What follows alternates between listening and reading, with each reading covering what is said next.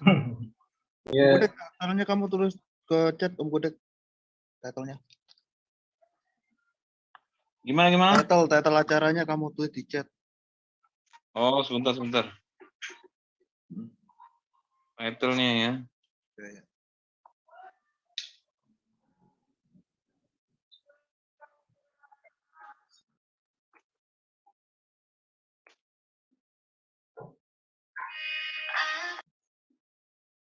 Ya.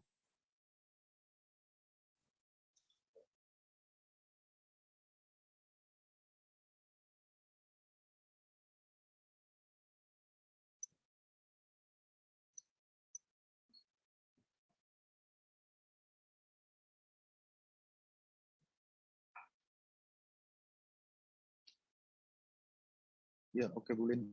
Bentar ya. Shalom semua, selamat malam. Kita kembali di Zoom meeting WFM.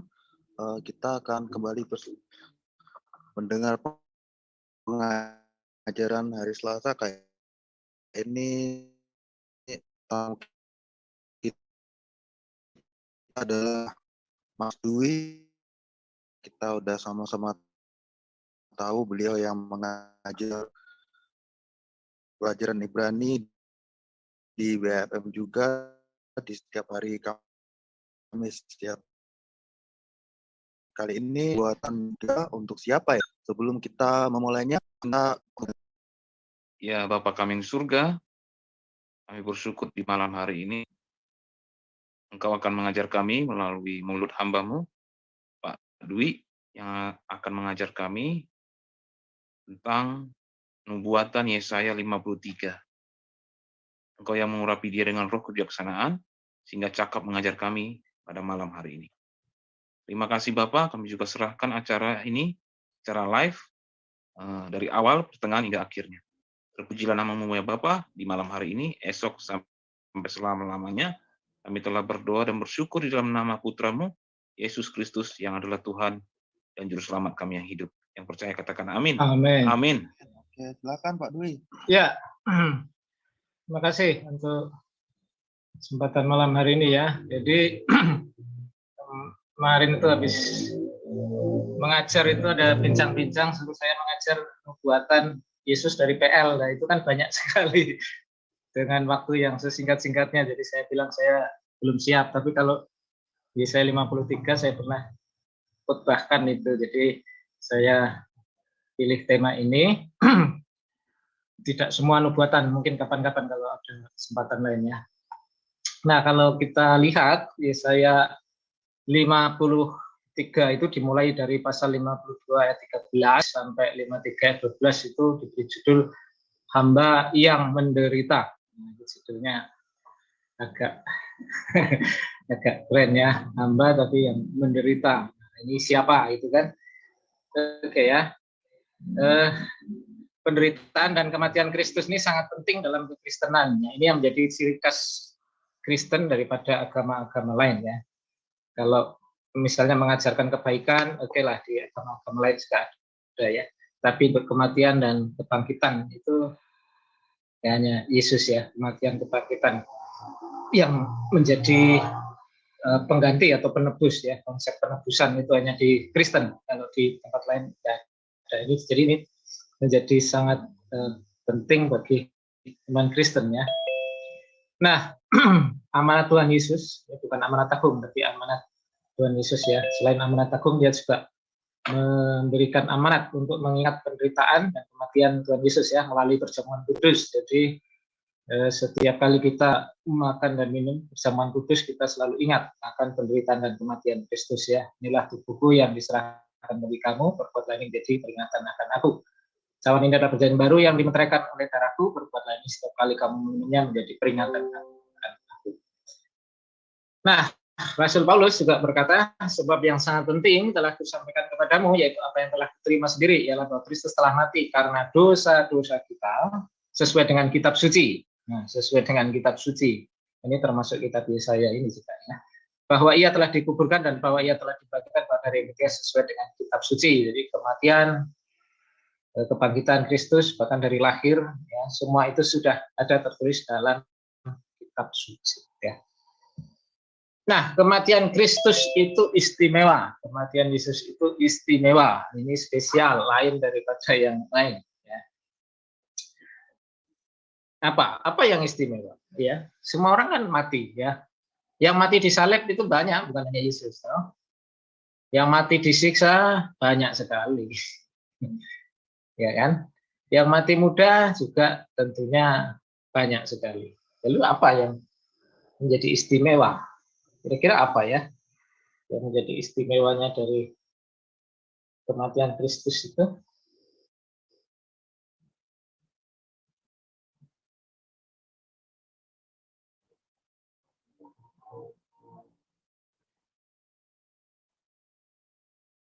Mungkin Bro Kodek bisa,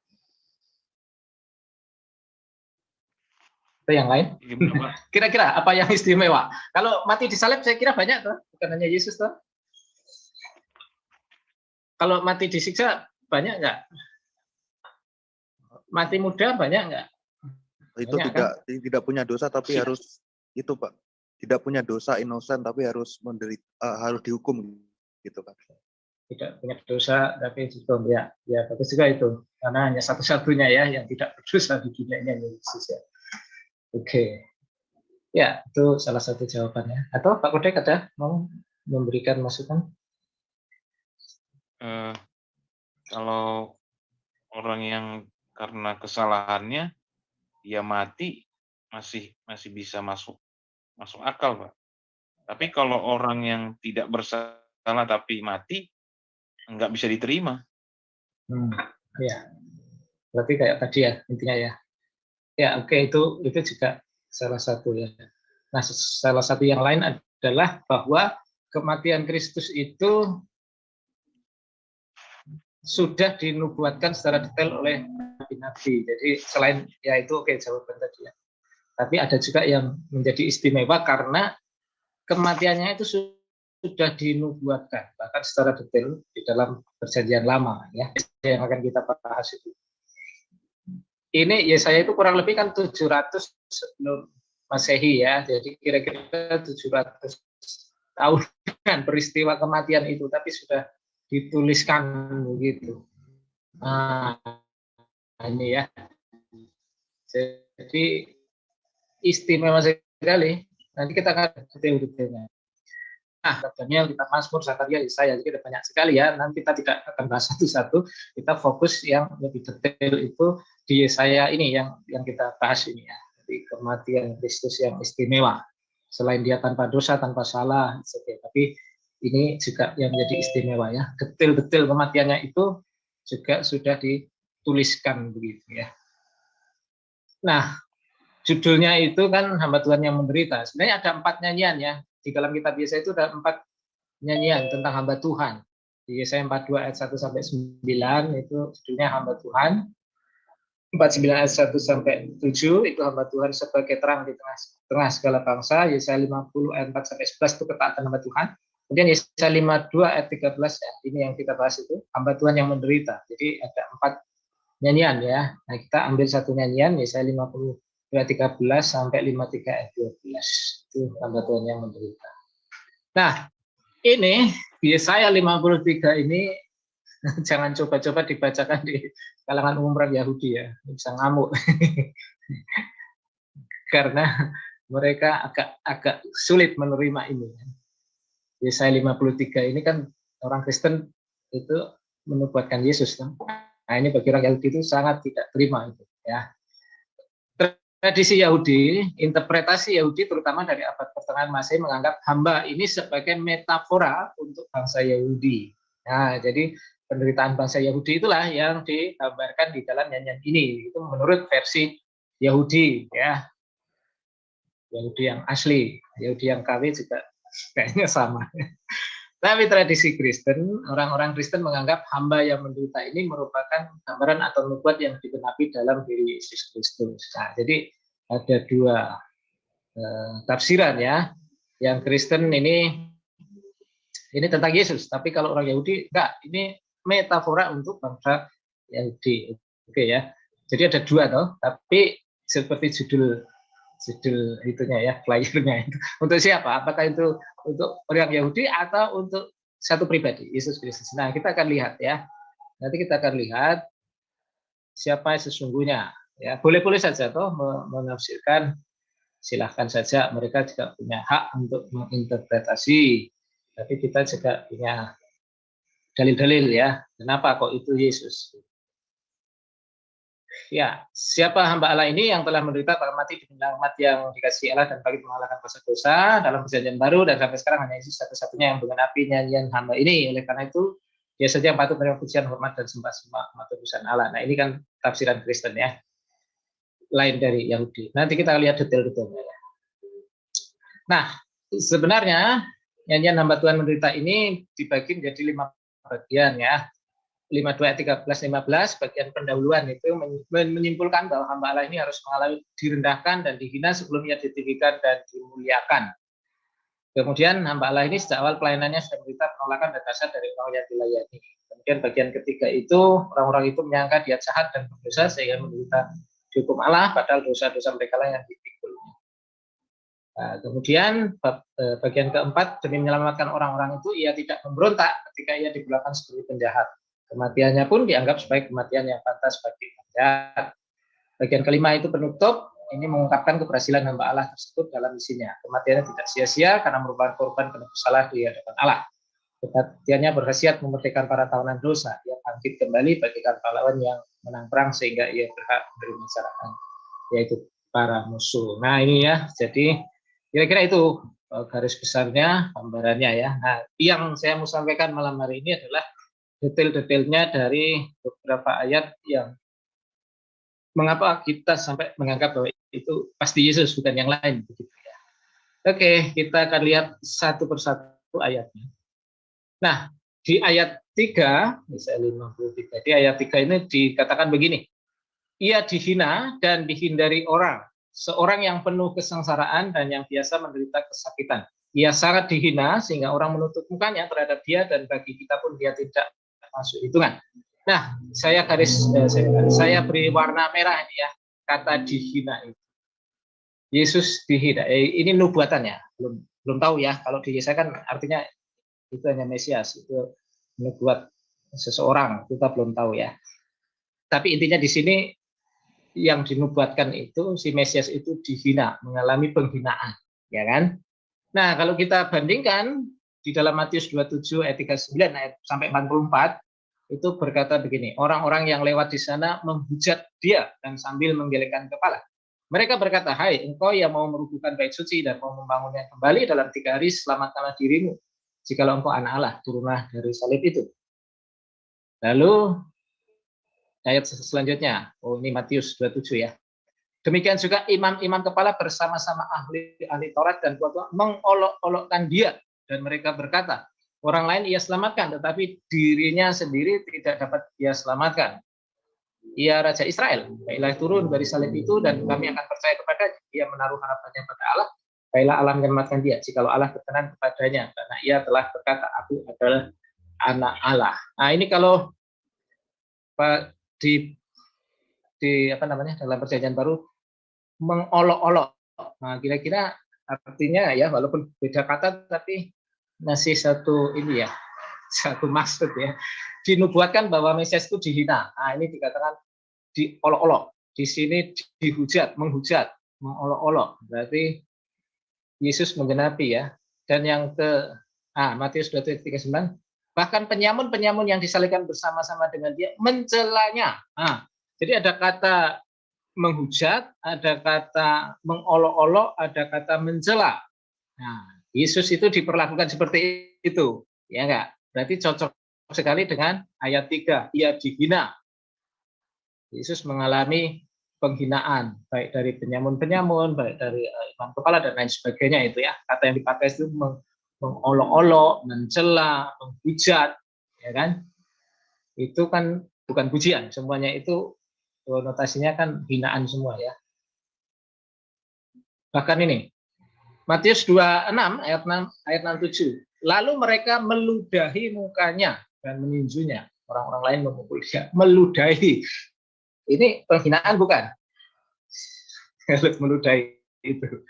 Penghinaan atau pujian kalau meludahi, kira. Iya, penghinaan jelas kan? Jadi walaupun tidak kata dihina tulisannya, tapi perlakuan ini kan bentuk penghinaan. Mereka meludahi mukanya. Jadi pasal 53 ayat 3 ini ya semuanya Yesus cocok semua ya. Tidak ada yang tidak ya. Kata dihina itu. Diludahi, diolok-olok, kemudian apalagi tadi ya, dicela atau mencela. Nah, ini kan kata-kata yang maknanya hampir sama ya. Nah, kemudian di ayat 4, tetapi sesungguhnya penyakit kita lah yang ditanggungnya dan kesengsaraan kita yang dipikulnya. Padahal kita mengira dia kena tulah dan dipukul dan ditindas Allah. Nah, kalau kita baca di 1 Petrus 2 ayat 24, ia sendiri telah memikul dosa kita ya, di dalam tubuhnya di kayu salib, supaya kita yang telah mati terhadap dosa hidup untuk Tuhan. Oleh bilurnya kamu telah sembuh. Penyakit kita yang ditanggung. Kalau di sini dosa kita yang dipikul. Jadi artinya di sini ada sebuah konsep pengganti. Konsep pengganti. Nah, siapa? Tetapi sesungguhnya penyakit kita yang ditanggungnya. Ya kan? Jadi dia menderita itu menanggung, konsep pengganti. Nah, sekarang saya mau tanya toh. Ini kalau orang Yahudi kan memang menderita di bawah kekuasaan siapa itu, Nazi dan lain sebagainya ya. Kemudian di abad pertama juga menderita. Dihina, oke lah, orang Yahudi juga dihina. Tapi apakah konsep ini ada ya kan pada orang Yahudi? Apakah orang Yahudi itu menderita untuk menggantikan seseorang atau menggantikan bangsa lain atau apa? Atau kalau ada seseorang yang seperti ini siapa? Selain Yesus, ada tidak? Kira-kira Bapak Ibu bisa berpikir nih. Ini kan pengganti. Penyakit kita yang ditanggung. Dia menderita tapi sebenarnya penyakit kita. Penyakit itu bisa penyakit jasmani, bisa penyakit rohani kan. Jadi ada konsep pengganti. Nah, siapa? Adakah manusia selain Tuhan Yesus yang kematiannya itu menggantikan orang lain? Monggo kasih pendapat. Ada yang mau kasih pendapat? Ada enggak kematian seseorang atau kalau ini dilibatkan sebagai bangsa Israel metafora tadi ya? Di mana konsep penggantinya kalau itu di Yesaya ini ditafsirkan sebagai metafora untuk orang Yahudi yang menderita. Memang orang Yahudi itu menderita, tetapi apakah ada konsep ini menanggung untuk orang lain? Ada yang mau memberi respon? Kalau konsep pengganti bukannya seperti Ishak itu yang digantikan domba itu, Bu? Iya, itu kalau kita merunut dari kejadian pasal 3 itu sudah mulai konsep penggantian itu. Harusnya Adam dan Hawa mati seketika itu, hari itu, lalu kan binatang ya kan diambil kulitnya. Nah, itu kan sebenarnya konsep pengganti, tapi masih samar-samar. Lalu Abraham mempersembahkan Ishak. Nah, itu lebih jelas lagi. Itu konsep pengganti juga. Nah, itu sebenarnya yang diajarkan oleh Alkitab. Nah, Yesaya ini juga mengajarkan hal yang sama. Konsep penggantian pada waktu kematian Mesias itu disitulah. Nah, jadi siapa coba selain Yesus ada nggak? Gitu loh. Kan tadi salah satu yang pendapat yaitu orang Yahudi bahwa itu Yesaya 53 ini penggenapan metafora untuk orang Yahudi. Jadi penderitaannya itu penderitaan orang Yahudi, bukan Mesias, bukan Yesus toh. Tapi kan tidak cocok dengan ini, karena ini kan ada konsep pengganti. Kalau orang Yahudi menderita, dia menggantikan siapa? Orang Yahudi menderita menggantikan siapa? Saya kira kan karena dosanya. Orang Yahudi itu menderita karena dosanya. Ketika ditawarkan oleh Pilatus, ini kamu mau siapa? Yesus atau Barabas? Penjahat itu kan. Mereka menolak Yesus kan. memilih penjahat itu, lalu biarkan darah orang yang tidak bersalah itu kami tanggung. Nah, itu kata-kata itu yang akhirnya mereka tanggung sendiri akibatnya. Di tahun 70 Jenderal Titus masuk dan terjadi itu ya, perang, banyak kematian dan lain sebagainya. Nah, jadi tidak ada konsep penderitaan orang Yahudi sebagai pengganti. Orang Yahudi menderita karena salahnya sendiri, karena kelakuan mereka sendiri kan. Nah, oke ya. Jadi ini yang membuat kita yakin bahwa Yesaya 53 itu pasti Yesus. Karena tidak ada yang lain yang kematiannya itu menjadi pengganti untuk orang lain. Tidak ada. Kalau Bapak Ibu pernah mendengar dari mana? Coba konsep mana? Ini hanya ada di Kristen saja ini konsep pengganti ini. Itu ya. Lanjut. Tetapi dia tertikam oleh karena pemberontakan kita. Dia diremukkan oleh karena kejahatan kita. Ganjaran yang mendatangkan keselamatan bagi kita ditimpakan kepadanya dan oleh gurunya kita menjadi sembuh. Oleh gurunya menjadi sembuh tadi di Petrus nggak ada ya. Nah, dia tertikam, meholal. Itu bisa tertikam, tertusuk, atau juga terluka. Gitu ya. Nah, di dalam Yohanes 19 ayat 34, tetapi seorang dari antara prajurit itu menikam lambungnya dengan tombak dan segera mengalir keluar darah dan air. Nah, ini malah persis kata-katanya ya, dinubuatkan bahwa Mesias itu tertikam. Nah, ini juga Yohanes 19 ini pengenapannya. Prajurit itu menikam, itu ya. Nah, ini gambarannya, ini ada di banyak ya. Jadi betul-betul ini betul-betul persis sekali apa yang dinubuatkan. Ya, Yesus itu ditikam lambungnya. Ah, siapa ya kalau diartikan metafora Yahudi dia tertikam itu siapa? Karena ini sebenarnya udah jelas ya, dia itu kan satu orang ya. Satu pribadi. Tapi orang Yahudi menafsirkan itu metafora untuk bangsa. Tapi tertikam apa artinya? Arti tertikam itu apa kalau bangsa Yahudi tertikam? Kalau di sini kita jelas-jelas bahwa Yesus itu benar-benar menggenapi secara literal bahwa dia mati dan kemudian ditikam ini ya oleh prajurit Romawi. Jadi betul-betul digenapi secara detail begitu. Itu di saya ya.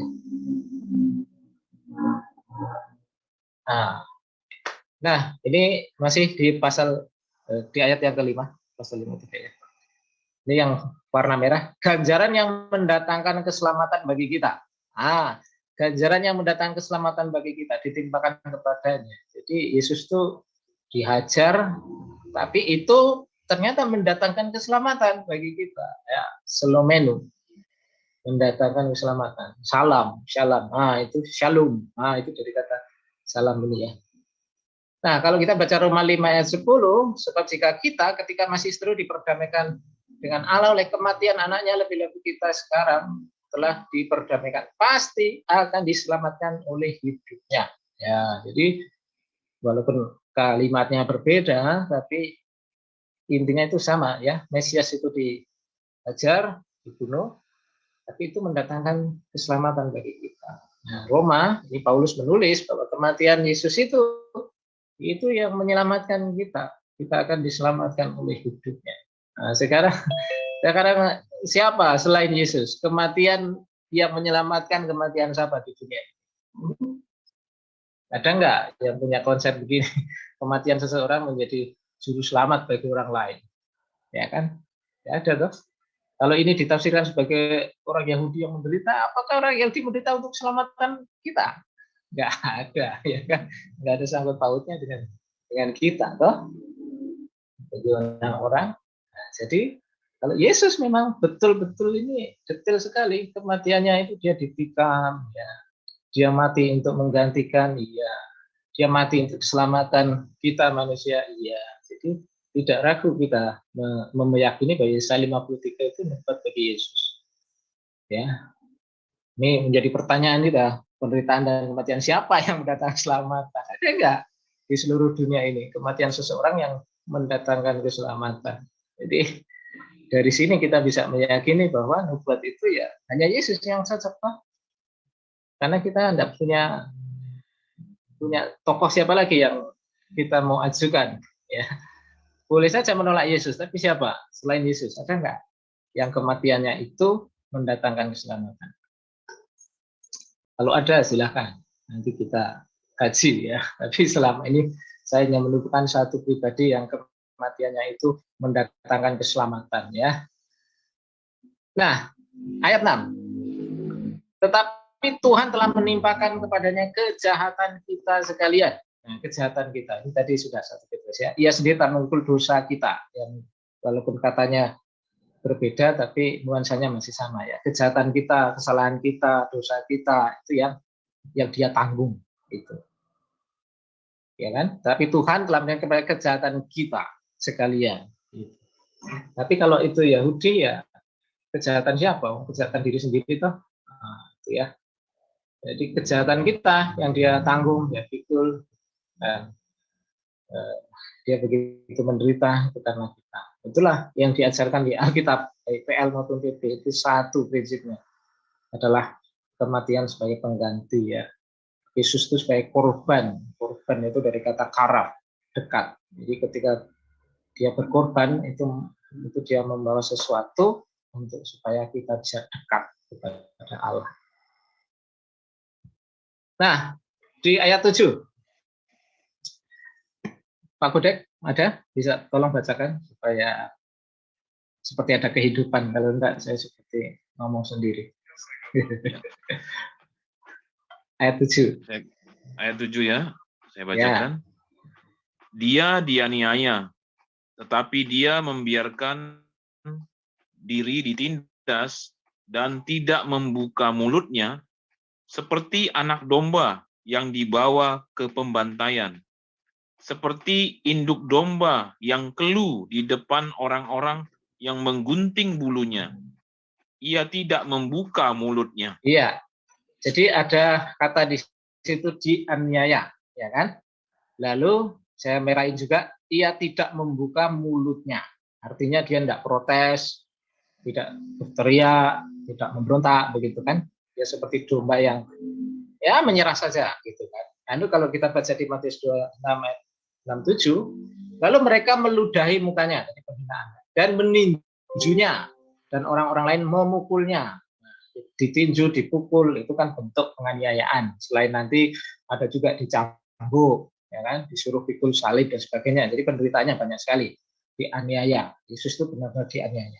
Dan persis dia tidak membuka mulutnya itu digenapi juga Matius 27:14. Tetapi ia tidak menjawab suatu kata pun, sehingga wali negeri itu sangat heran. Yesus tidak menjawab satu kata pun karena tidak membuka mulutnya, hanya diam saja, gitu loh. Karena memang dia tahu bahwa inilah jalan satu-satunya untuk menyelamatkan manusia. Dia harus mati menggantikan mereka. Jadi tidak protes, tidak ya berdebat lah dan sebagainya ya. Iya, tidak memberi jawab ya. Jadi ini yang ada di film-film itu ya. Dia tidak menjawab, tidak memprotes, hanya nurut saja seperti domba yang mau dibantai ya.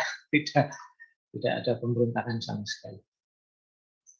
Lagi Pak Kodek ayat 8.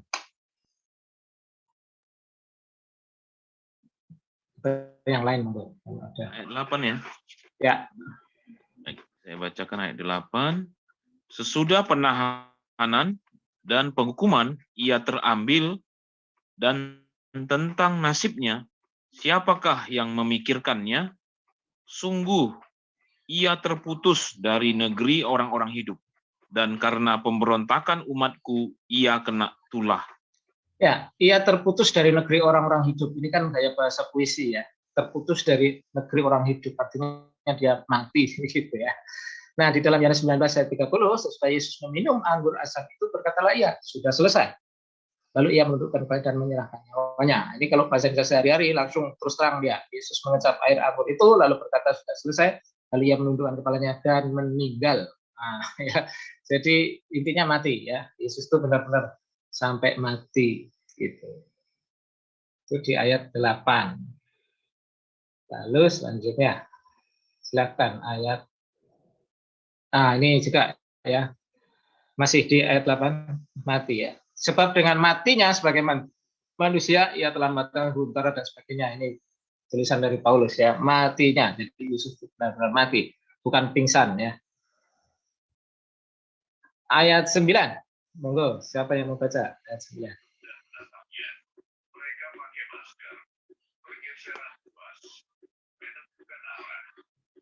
Ada yang mau baca? Silakan. Dan dalam matinya ia ada di antara penjahat-penjahat, sekalipun ia tidak berbuat kekerasan dan tipu daya tidak ada dalam mulutnya. Ya, ada di antara penjahat-penjahat. Nah, bukan kebetulan Yesus disalib di antara dua penjahat, itu sudah ada dalam nubuatan ini loh. Matius 2:39, bersama dengan dia disalibkan dua orang penyamun, seorang di sebelah kanan dan seorang di sebelah kiri. Betul-betul nih di antara penjahat ya. Lukas 23:32-33. Dan ada juga digiring dua orang lain, yaitu dua penjahat untuk dihukum mati bersama-sama dengan dia. Ketika mereka sampai di tempat yang pertama terkutuk, mereka menyalibkan Yesus di situ. Dan juga kedua orang penjahat itu, yang seorang di sebelah kanan dan yang lain di sebelah kirinya. Nah, ini sudah dinubuatkan. Yesus mati di antara dua penjahat tadi ya. Yesus mati ada di antara penjahat-penjahat. Jadi ada di antara penjahat-penjahat. Makanya Yesus ini dalam gambar-gambar tepat sekali ya. Dia di tengah ya. Karena di antara, bukan Yesus di pinggir kiri atau di pinggir kanan. Nah, bukan sebuah kebetulan Yesus mati, ada penjahatnya juga dua ikut mati. Karena udah detail sekali ya, saya ini hebat sekali, mungkin dia melihat penglihatan atau bagaimana baru menuliskan ya, karena ya intinya itu ilham roh ya, sampai sedetail itu. Dia mati di siksa, ditusuk tadi, kemudian matinya di antara penjahat, kematiannya sebagai pengganti, semua detail dijelaskan. Ayat 10, ia menyerahkan dirinya sebagai korban penebus salah. Efesus 1 ayat 7, sebab di dalam dia dan oleh darahnya kita peroleh penebusan, yaitu pengampunan dosa menurut kekayaan kasih. Iya. Keren sekali, Yesus menyerahkan dirinya sebagai korban penebus salah. Tebusan, ya. Kita peroleh penebusan. Penebusan itu apa? Dijelaskan oleh Paulus di sini, yaitu pengampunan dosa, ya kan? Jadi ketika kita beriman pada Yesus, kita boleh penebusan, yaitu pengampunan dosa. Nah, sekali lagi, kematian siapa yang berkhasiat mengampuni dosa? Kematian orang-orang Yahudi? Bukan. Kematian Yesus ya ini. Makanya sangat yakin sekali Yesaya 53 itu hebat untuk Yesus ya. Ada lagi tidak? Ada. 11. Dan hambaku itu sebagai orang yang benar. Yesus itu dicatat nubuat itu orang yang benar. Hambaku itu sebagai orang yang benar. Jadi orang benar yang mati, tadi yang disampaikan oleh Pak Agus dan Pak Kodek tadi ya. Nah ini ya salah satunya. Yang orang tidak berdosa itu, orang yang benar. Yang mati itu orang benar. Nah, Lukas 23:47, ketika kepala pasukan melihat apa yang terjadi, yang memuliakan Allah, katanya, sungguh orang ini adalah orang benar. Ya kan? Ini pasukan. Lalu Pilatus sedang duduk di kursi pengadilan. Istrinya mengirim pesan kepadanya, jangan kau mencampuri perkara orang benar itu, sebab karena dia aku sangat menderita dalam tadi malam. Jadi Yesus itu sebagai orang benar yang dizolimi, ya, yang harus dianiaya, menderita, tapi kematian itu untuk kita, untuk keselamatan manusia, sebagai pengganti kita. Ini keren sekali ya. Nah,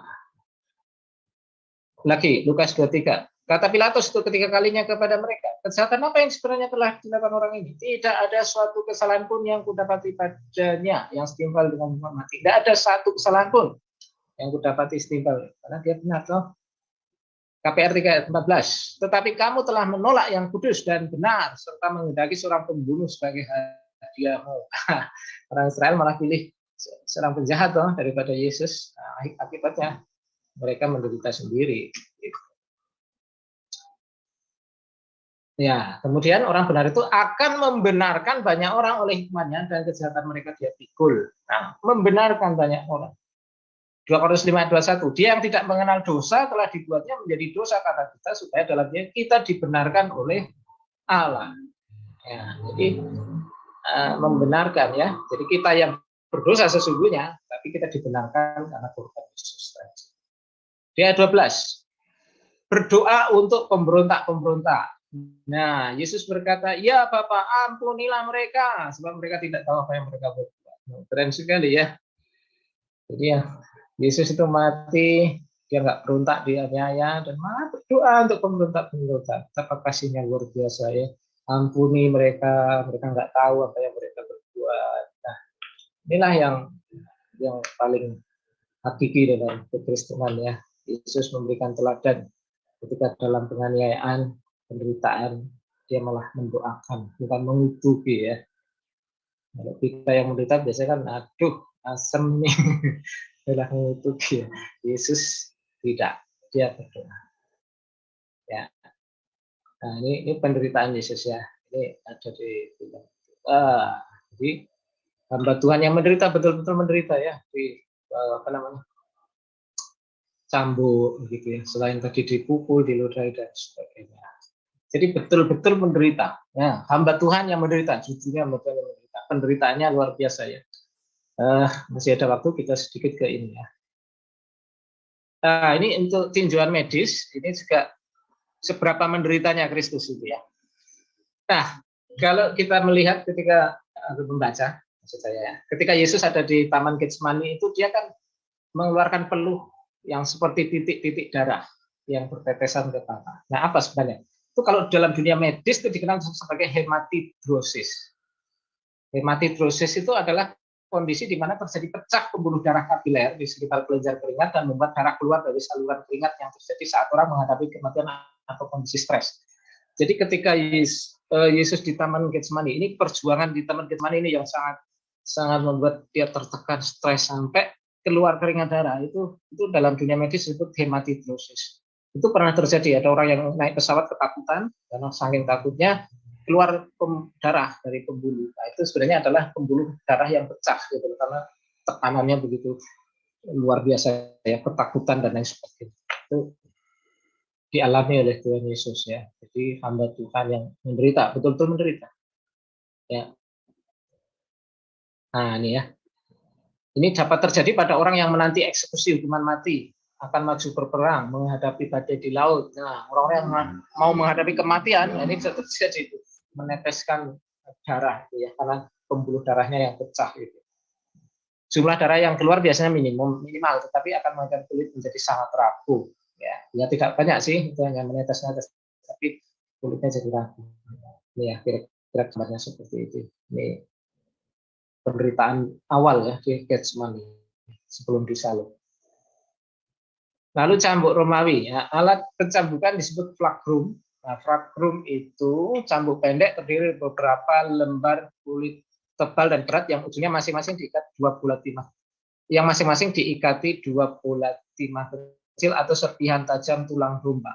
Mencambuk sisi punggung dan sisi depan. Mencapik-capik kulit dan daging korban. Flagrum dilontarkan dengan sekuat tenaga. Ujung logam membuatnya menancap ke kulit dan mencapiknya. Nyeri yang sangat luar biasa pada setiap pelecutannya dapat mengakibatkan seterusnya. Nah, seperti ini kira-kira ya. Ini ya bisa dari logam atau serpihan tulang dan sebagainya. Itu namanya flagrum gitu ya. Jadi bukan seperti cambuk di Jawa ya, cambuk sapi itu bukan, tapi mengerikan ya, ada yang tajamnya ya, ada bola-bola tajam. Ini yang dibuat nyambuk Tuhan Yesus. Bayangkan betapa menderitanya hamba Tuhan ini ya. Mahkota duri diperkirakan terbuat dari satu tanaman dengan duri yang panjangnya antara 4 sampai 6 inci, 10 sampai 15 cm. Dari tanaman ini dibuat anyaman menjadi mahkota yang dikenakan pada kepala Yesus. Matius 27 ayat 29. Mereka menganyam sebuah mahkota duri dan menaruhnya di atas kepalanya. Prajurit Romawi memukul kepala Yesus dengan bulu untuk menancapkan mahkota duri menembus kulit kepalanya. Saat tertancap menembus kulit kepala dapat mengakibatkan perdarahan dan nyeri wajah hebat yang disebut major trigeminal neuralgia. Nyeri akan dipicu hanya dengan sentuhan, menelan, berbicara, bahkan hembusan angin. Ya, ini ya, seperti ini kira-kira bayangkan. Dari duri yang dianyam itu dipaksakan ya, mau dipukul pelan-pelan aja juga sakit, apalagi dipaksakan ya. Akhirnya mengalir banyak darah. Makanya di Yesaya kan bilang begitu buruk rupanya, ya sudah tidak bisa dikenali lagi kan, darah di mana-mana ya. Sudah dipukul, pastinya kan lebam-lebam bengkak ya, dipukuli, apa namanya, pakai mahkota duri, ini kan pasti darahnya mengalir di mana-mana ini. Seperti ini dipaksakan ya. Nah, campukan dan lain sebagainya. Jadi betul-betul hamba Tuhan ini menderita ya. Memikul salib. Nah, Yesus dipaksa memikul salib dari benteng Antonia ke Golgota. Terjadi perdebatan, apakah Yesus membawa pati bulu. Jadi ada ini masih ada perdebatannya. Itu bagian horizontal dari salib. Jadi salib itu kan ada vertikal dan horizontal. Yang lurus itu yang disebut patibulum ya. Patibulum itu. Itu kira-kira beratnya patibulum ini 35 sampai 55 kilo. Sementara berat keseluruhan salib sekitar 130 kilo. Makanya Yesus beberapa kali pingsan, nggak kuat ya. Kalau dia harus pikul, tidak tahu apakah dia yang patibulumnya saja atau keseluruhan. Nah, kalau keseluruhan itu kan 100 kilo lebih, 130 kilo kan berat sekali ya. Dalam kondisi yang penuh dengan luka seperti ini, ya kan, dari pagi sepertinya tidak sarapan dulu ya. Sarapannya siksaan dan sebagainya, dia disuruh memikul kira-kira beratnya ya bisa antara 55 atau 130 kilo atau 100 kiloan gitu. Akibat kehilangan banyak darah dan cairan, Yesus mengalami shock hipovolemik sehingga ia terjatuh 3 kali dalam perjalanan. Shock hipovolemik adalah kondisi gangguan sirkulasi darah akibat berkurangnya volume darah ya, karena darahnya berkurang begitu ya. Dia harus menanggung itu ya. Nyeri kepala hebat yang dialaminya juga mungkin membuatnya hilang keseimbangan. Nah ini ya, nyeri kepalanya kan pasti sakit ya. Kehilangan keseimbangan, makanya dia terjatuh ya. Saat terjatuh, salib yang berat menimpanya. Simon dari Kirene dipaksa membawakan salib Yesus saat Yesus sudah tidak mampu lagi memikulnya. Ya, ini sumbernya dari Sabda ya, saya hanya ambil dari Sabda. Seperti ini ya. Jadi sudah siksa, udah lapar, lemes, lalu jadi ini kalau membawa satu salib itu bisa sampai 130 kilo, bayangkan. 100 kilo aja sudah berat ya. Dalam kondisi normal aja kita berat dong mengangkat 100 kilo. Ini bisa lebih ya. Dalam kondisi yang sudah disiksa, kurang makan, kurang minum, kurang darah, karena darah mengalir dan sebagainya. Nah, seperti ini penderitaan yang luar biasa ya. Ya, sampai jatuh, sampai digantikan, ditolong oleh Simon Kirene itu ya. Dan kemudian paku ya, dipaku pada kayu salib dengan posisi terbaring, beberapa prajurit Romawi memegangi tangan dan kakinya. Tangannya dipaku pada kayu salib dengan paku besi sepanjang 13 sampai 18 cm. Nah, terjadi perbedaan pendapat peneliti. Di bagian mana tangan Yesus dipaku, pergelangan atau telapak. Namun semua sepakat bahwa kedua tempat tersebut dilalui oleh saraf medianus. Nah, ini saraf ini yang ditusuk kena saraf ini. Bayangkan sarafnya yang kena paku kayak gitu, apa enggak nyeri sekujur tubuh ya. Nah, kira-kira gambar pakunya seperti ini. Ilustrasi. Bayangin seperti itu harus masuk di tangan atau kaki ya. Betul-betul menderita ya. Paku di tangannya, terjadi nyeri yang sangat hebat saat saraf medianus ditembus oleh paku yang disebut dengan kausalgia. Nyeri seperti panas terbakar yang bertambah berat dengan sedikit gerakan dan sentuhan. Sekali ya. Nah, dapat memicu shock traumatik jika tidak dinetralisir dengan narkotik. Beberapa meyakini bahwa sendi bahunya terlepas saat prajurit bermain memaksakan posisi tangannya. Ditetapkan pada lubang di kayu, tapi ini kan bisa belum tentu benar juga ya, hanya keyakinan. Paku di kakinya akan menembus saraf plantar, juga akan menyebabkan nyeri hebat pada saat dipaku pada kakinya. Lutut Yesus dalam kondisi terlipat untuk meluruskan kaki dengan pijakan salib stipes. Ini akan mengakibatkan kram dan kesemutan pada tungkai dan tumit. Ya, bayangkan gitu ya, pakunya panjang dan besar seperti ini. Nah, kemudian dia kondisi seperti ini agak susah bernapas ya. Untuk bernapas Tuhan Yesus harus agak meluruskan badan. Nah, itu sangat sakit sekali di bagian kaki yang tertusuk. Jadi penderitaannya betul-betul luar biasa ya. Anggur bercampur empedu diberikan kepada Yesus saat sebelum penyalibannya. Anggur bercampur empedu dipercaya sebagai pereda nyeri, pereda analgesik. Yesus menolak meminumnya, tidak ingin dikurangi setiap sakit dan penderitaannya. Lalu mereka memberi dia minum anggur bercampur empedu. Setelah ia mengucapnya, ia tidak mau meminumnya. Setelah menyalibkan dia, mereka memberikan pakaian. Jadi Yesus tidak mau mengurangi penderitaannya. Dia harus tanggung semua segala bentuk kesakitan yang harus ia tanggung untuk menggantikan kita. Nah, gangguan pernafasan di atas kayu salib. Tarikan pada kedua lengan Yesus mengakibatkan sulitnya mengeluarkan nafas. Yesus harus meluruskan posisinya untuk dapat membuang nafas. Padahal setiap gerakan akan memicu nyeri hebat pada sekujur tubuhnya.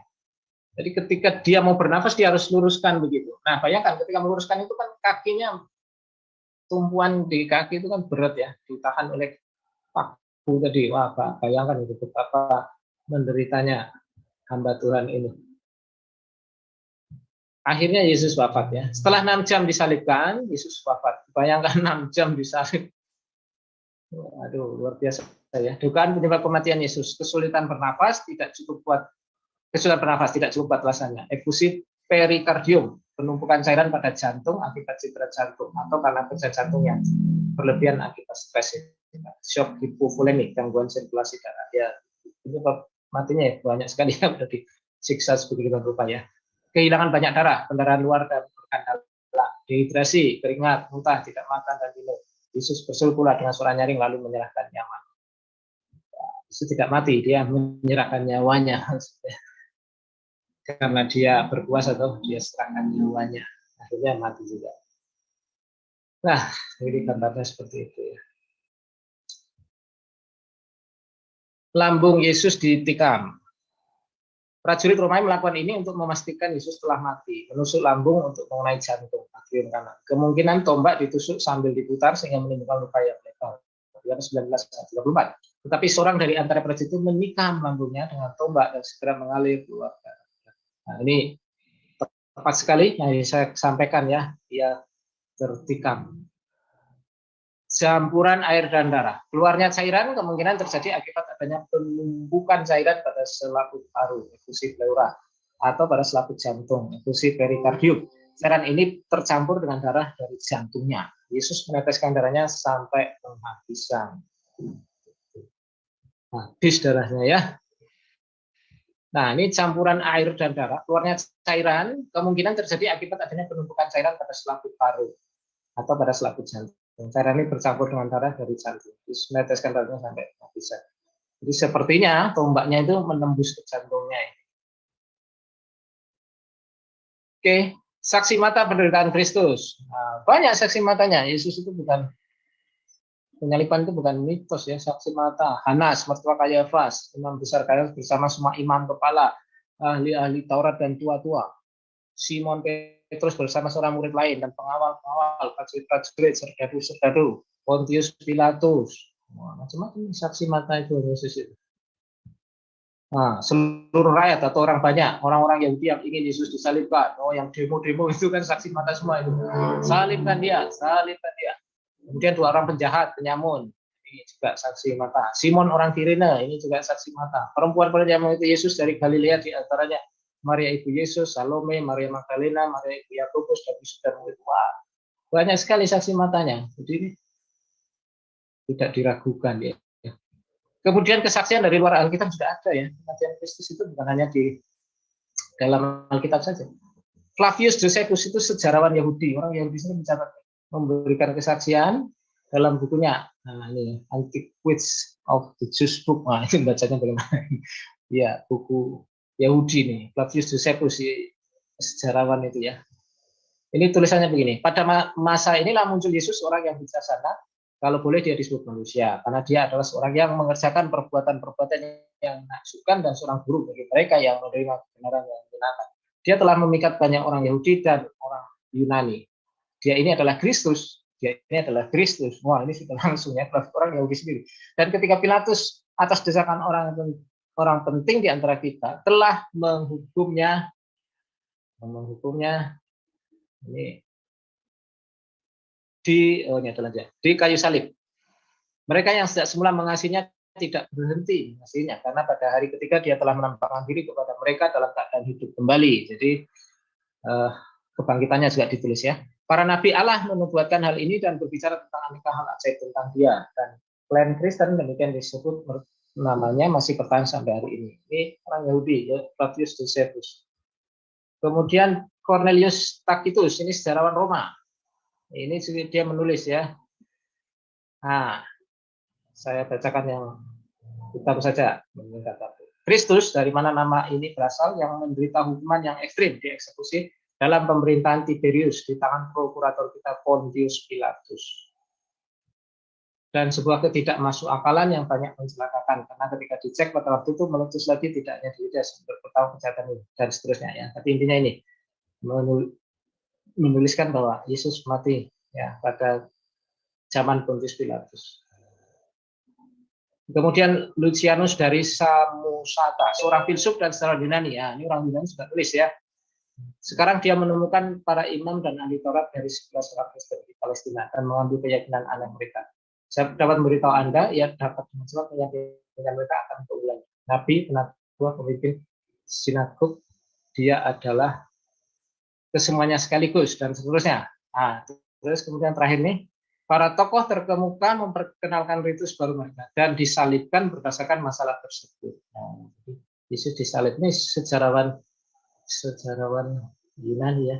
Jadi bukan hanya perjanjian baru, tapi sumber di luar Alkitab mendukungnya. Ya, menyembah orang bijak yang disalibkan.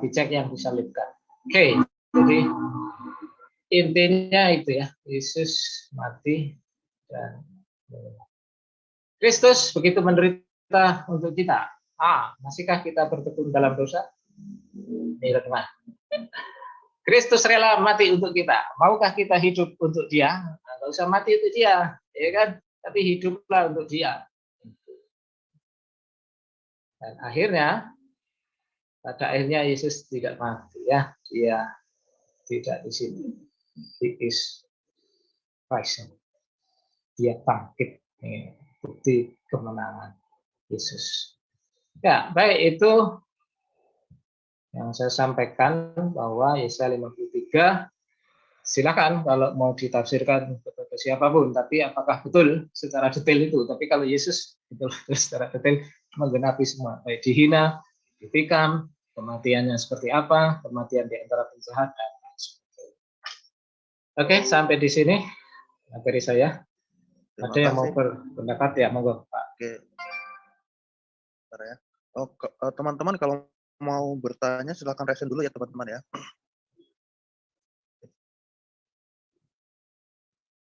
Atau mungkin mau tutup dengan doa dulu Pak Dwi sebelum kita Monggo. silakan ya. Pak Dwi untuk tutup dengan doa. Oh ya. Baik, mari kita berdoa. Bapak yang di surga, malam hari ini kami bersyukur kami belajar tentang buat Yesaya yang begitu detail menjelaskan kematian dari hamba yang menderita, yang kami yakini tidak lain adalah Yesus Kristus yang rela mati, tidak membuka mulutnya, tidak protes, tapi menanggung semua kesalahan kami, dosa kami, kejahatan kami, dan kami punya pengharapan keselamatan. Kami punya pengharapan keselamatan. Kami bersyukur Tuhan, Engkau rela mengorbankan dirimu Tuhan, untuk kami semua yang berdosa, untuk kami semua yang sesungguhnya tidak layak. Tidak ada kebaikan dalam diri kami. Kami semua orang berdosa. Namun kami bersyukur Allah mengasihi kami, mengutus Yesus Kristus yang mati menjadi pengganti kami. Terima kasih Tuhan. Inilah berkat rohani yang terbesar sepanjang sejarah. Terima kasih Tuhan. Kami akhiri kelas ini dalam satu nama yang berkuasa Yesus Kristus Tuhan Juru Selamat kami. Amin. Amin. Ya teman-teman. Oke. Terima kasih Pak Dwi. Ya. Oke, aku silakan kalau